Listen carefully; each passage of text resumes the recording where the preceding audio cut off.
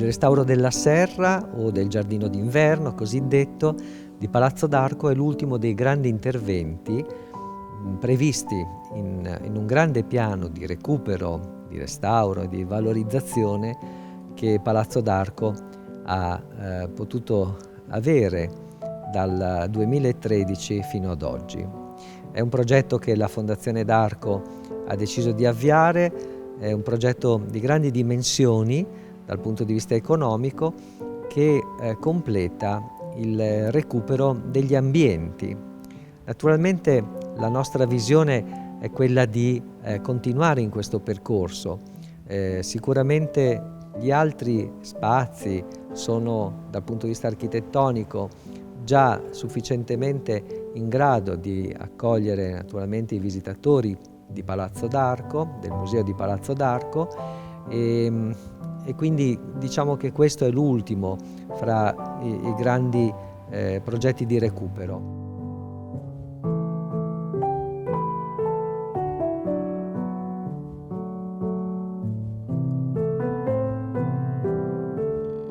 Questo luogo era destinato in origine alla rimessa delle carrozze al piano terra. Al primo piano invece erano destinati gli appartamenti degli scudieri. Infatti al primo piano erano ancora visibili, prima dell'inizio dei lavori, quelle che erano le paratie lignee che appunto separavano questi piccoli ambienti. Al piano terra, naturalmente, ora vediamo queste ampie vetrate, quindi sostituite a quelle che erano le aperture che davano appunto l'accesso alla rimessa delle carrozze. Soltanto diciamo dopo l'ampliamento e quindi direi il rifacimento complessivo del palazzo, questo luogo è diventato ciò che noi adesso possiamo così ammirare, questa serra, questa orangerie dove venivano messe a ricovero le piante esotiche. Tant'è vero che questo ambiente era anche dotato di un impianto di riscaldamento diciamo radiante a pavimento, molto innovativo, del tutto nuovo anche per l'epoca. C'era poi una bellissima vasca, ora naturalmente svuotata con pesci e tartarughe. Cosa faremo? Gli interventi sono molto importanti, gli interventi riguardano prevalentemente le parti strutturali, le volte a crociera e il tetto che ha subito degli importanti danni in quelle che sono le strutture delle capriate. Direi che naturalmente dovendo lavorare su queste volte quello che è l'intervento principale ha riguardato lo svuotamento delle volte, quindi un intervento che è partito dall'alto per poter andare a ricucire quelle che sono le lesioni profonde che si sono create.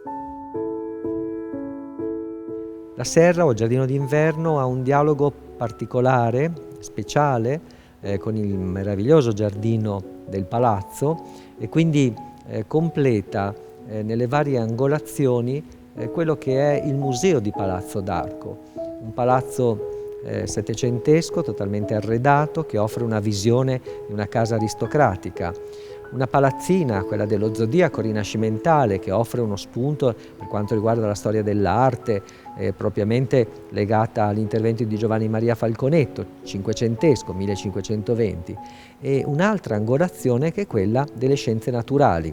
Quindi un dialogo piuttosto eterogeneo e anche un'offerta molto varia che si può fare appunto ai visitatori del nostro museo. La nostra idea è sempre stata quella di aprire conservando e così è anche per questo intervento.